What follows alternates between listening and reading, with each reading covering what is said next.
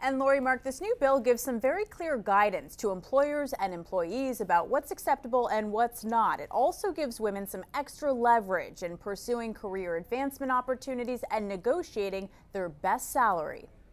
Okay, with the help of Annie, we're standing up for equal pay for equal work, which is the right thing for Washington.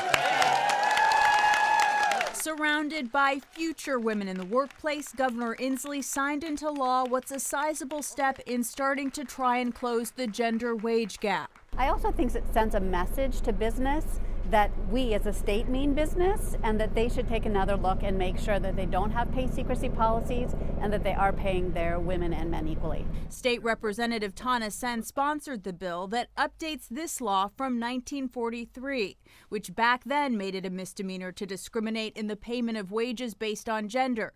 Decades later, this new version details exactly what that means. It also tries to increase transparency in the workplace by stating employers cannot retaliate against employees for talking about wages or salaries with their colleagues. I still find it in employee handbooks. HR expert Wendy Gillihan says this bill will result in those older policies being changed if a company hasn't done so already. By having transparency on things such as what is the pay range for a position?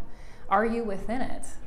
And if you voluntarily choose to disclose it to your peers, how do you sit within that range compared to other people? Gillihan says that creates a key opportunity to know the facts and negotiate accordingly.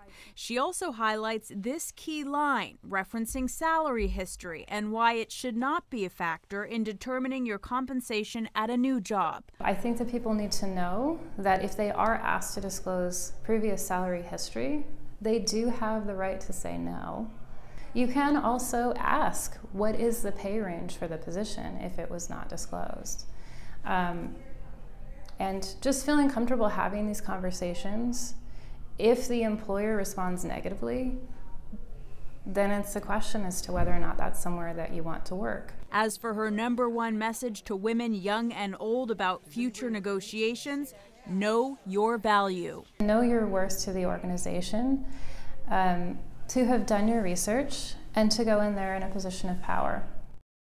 And she also stresses that it's okay to speak up and advocate for yourself. Now, beyond this new legislation, it's really important to recognize the power that private companies have in elevating the standard.